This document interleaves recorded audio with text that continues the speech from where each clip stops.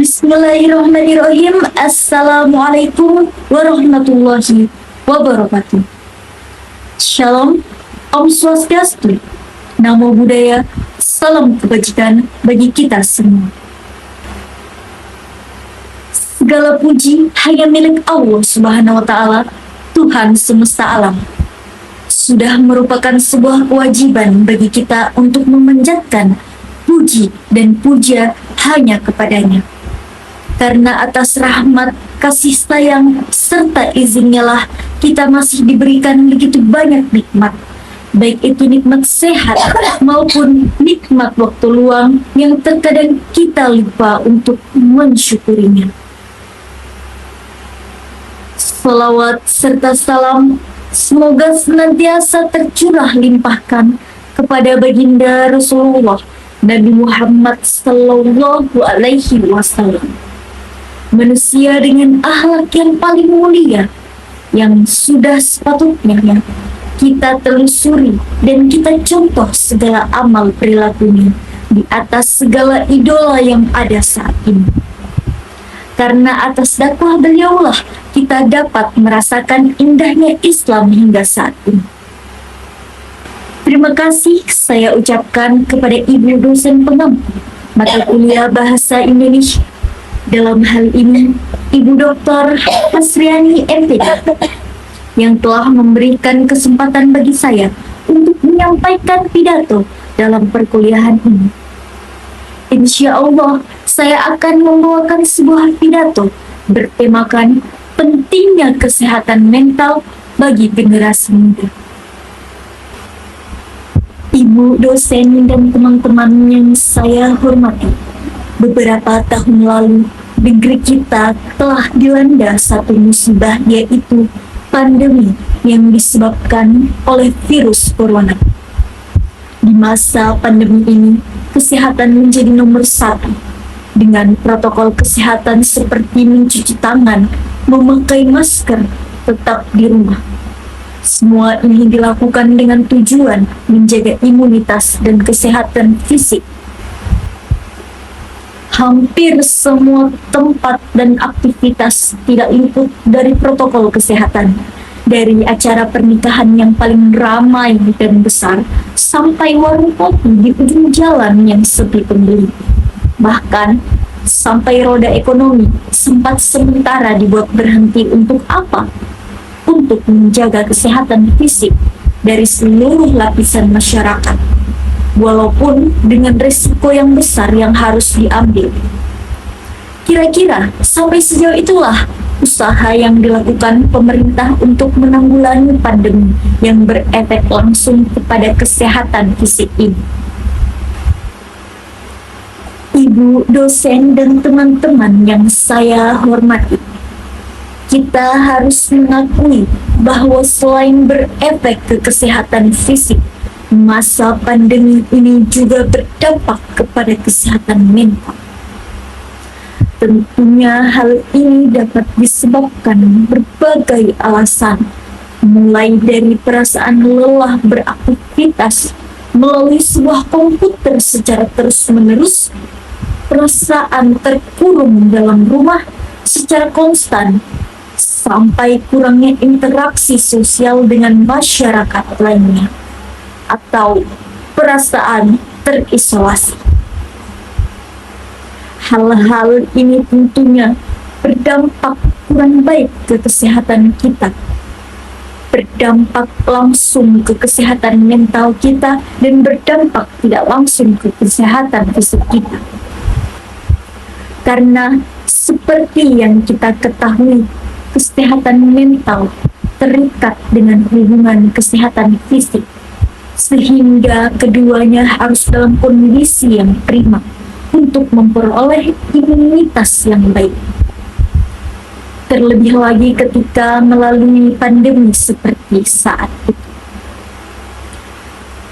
Ibu dosen dan teman-teman yang saya hormati, tetapi sebenarnya siapa yang paling terdampak dari kendala kesehatan mental di atas, khususnya pada masa pandemi?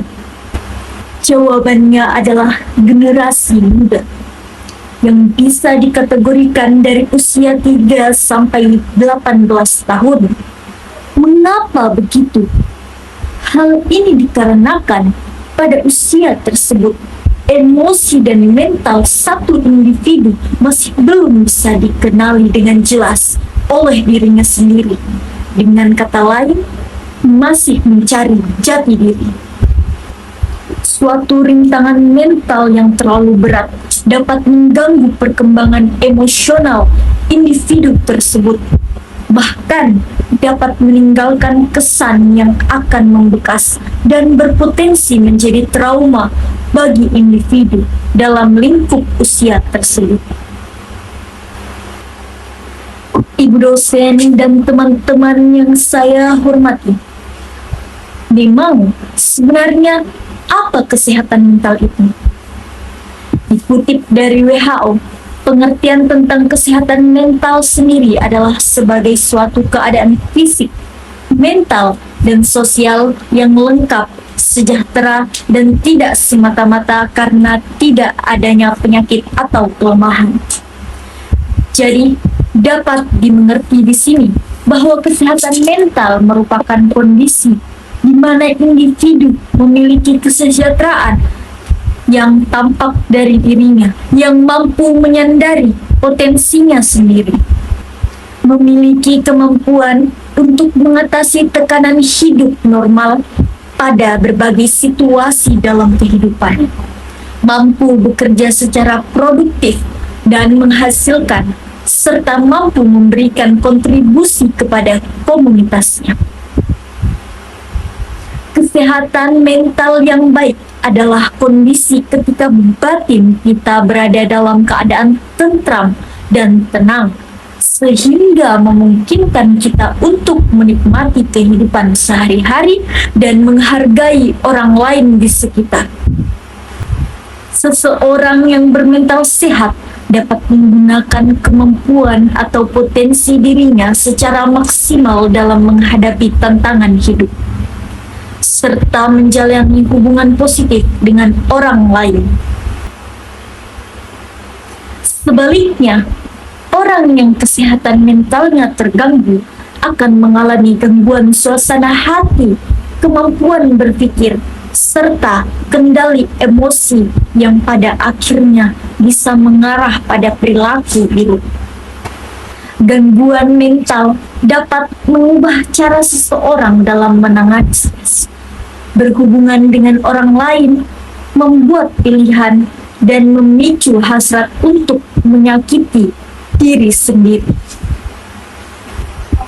Penyakit mental dapat menyebabkan masalah dalam kehidupan sehari-hari.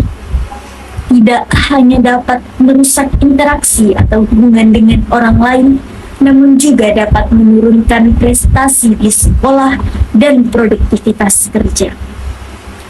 Oleh sebab itu, sudah saatnya kita menjalankan pola hidup sehat. Gejala kesehatan mental diawali dari beberapa hal, di antaranya yaitu berteriak atau berkelahi dengan keluarga atau teman, delusi atau halusinasi, kehilangan kemampuan untuk berkonsentrasi, ketakutan, kekhawatiran, atau perasaan bersalah yang selalu menghantui, ketidakmampuan untuk mengatasi stres atau masalah sehari-hari, marah berlebihan, dan rentan melakukan kekerasan, memiliki pengalaman dan kenangan buruk yang tidak dapat dilupakan, memiliki pikiran untuk menyakiti diri sendiri atau orang lain, menarik diri dari orang-orang dan kegiatan sehari-hari, mendengar suara atau mempercayai sesuatu yang tidak benar, mengalami nyeri yang tidak dapat dijelaskan, serta mengalami perubahan suasana hati drastis yang menyebabkan masalah dalam hubungan dengan orang lain. Kemudian merasa bingung, pelupa, marah, tersinggung, cemas, kesal, khawatir, dan takut yang tidak biasa. merasa sedih, tidak berarti, tidak berdaya, putus asa, atau tanpa harapan. Merokok, minum alkohol lebih dari biasanya, atau bahkan menggunakan narkoba. Perubahan drastis dalam kebiasaan makan, setiap makan terlalu banyak atau terlalu sedikit. Rasa lelah yang signifikan, energi menurun, atau mengalami masalah tidur. Tidak dapat melakukan aktivitas sehari-hari seperti merawat anak atau pergi ke sekolah ataupun tempat kerja. Tidak mampu memahami situasi dan orang-orang. Agar gangguan mental tidak terjadi pada diri kita atau orang di sekitar kita, kita harus tahu upaya pencegahan kesehatan mental. Beberapa upaya dapat dilakukan untuk mencegah gangguan mental, yaitu melakukan aktivitas fisik dan tetap aktif secara fisik, membantu orang lain dengan tulus, kemudian memelihara pikiran yang positif, memiliki kemampuan untuk mengatasi masalah, mencari bantuan profesional jika diperlukan, menghabiskan waktu bersama teman, orang yang dicintai, dan orang yang kamu percayai. Sering bersantai dan menikmati hobi, serta berbicara atau mengungkapkan perasaan yang secara teratur. Kembangkan keterampilan baru dan kemampuan yang sudah dimiliki. Serta makan dengan baik, hindari penggunaan narkoba dan minum beralkohol. Menjaga hubungan baik dengan orang lain, menjaga kecukupan tidur dan istirahat. Ibu dosen dan teman-teman yang saya hormati, kembali ke poin sebelumnya, yaitu mengapa saya mengimplikasikan bahwa pemerintah perlu memberikan perhatian lebih kepada kesehatan mental generasi muda, terlebih pada masa pandemi seperti yang lalu. Hal itu dapat dijawab melalui sebuah hasil riset dari Kementerian Kesehatan pada riset kesehatan dasar Riskesnas 2018, di mana ditemukan kenaikan sebesar 50% dari hasil sebelumnya, yaitu Riskesdas 2013. Terkait dengan masyarakat di bawah usia 18 tahun yang menunjukkan prevalensi depresi. Data tersebut menunjukkan ketidaksiapan pemerintah. Grafik tindakan prevensi dan stagnan dan skala prioritas pemerintah yang terkesan setengah-setengah dalam menanggapi masalah ini akan menjadi bumerang yang akan mengenai Indonesia sendiri. Jumlah individu yang membutuhkan pertolongan mental terus bertambah, namun indikasi pemerintah akan menganggap serius masalah ini belum kunjung nampak. Ibu dosen dan teman-teman yang saya hormati, sebenarnya apa yang dapat pemerintah dan tentunya kita sebagai masyarakat dapat lakukan untuk membantu menekan problematika ini? Konsep utama yang menjadi kunci dari menanggulangi masalah kesehatan mental adalah membuat lingkungan di mana generasi muda tumbuh dan berkembang menjadi lingkungan yang nyaman untuk mereka bereksplorasi, yang membuat mereka merasa nyaman. Bukan berarti sekitar mereka harus mewah dan bagus, namun individu yang masih muda diberikan ruang baik secara fisik dan mental untuk mengenali diri mereka masing-masing, serta untuk mengeksplorasi apa bakat dan minat mereka. Konsep komplementer dari yang sebelumnya adalah memberikan individu-individu muda ruang untuk bercerita dengan kita sebagai pendengarnya. Dengan begitu, mereka merasa tidak akan segan untuk meminta bantuan ketika merasa mengalami masalah, baik masalah eksternal maupun masalah internal dalam diri. Ibu dosen dan teman-teman yang saya hormati, Kesehatan mental penting di setiap tahapan kehidupan, mulai dari masa kanak-kanak, remaja, hingga dewasa. Maka dari itu, menjaga pikiran agar tetap sehat adalah bagian penting dari kehidupan dan kesejahteraan kita secara keseluruhan. Salah satu hal yang perlu kita lakukan dalam menjalankan kehidupan adalah ikhlas dan sabar. Apa yang terjadi pada jiwa kita berawal dari pikiran. Pikiran yang positif akan membawa suasana positif pula. Itu mengapa kita harus selalu bersyukur atas apa yang terjadi. Memang semua tidak mudah, tetapi kita berproses menjalankan setiap masalah agar menjadi lebih baik.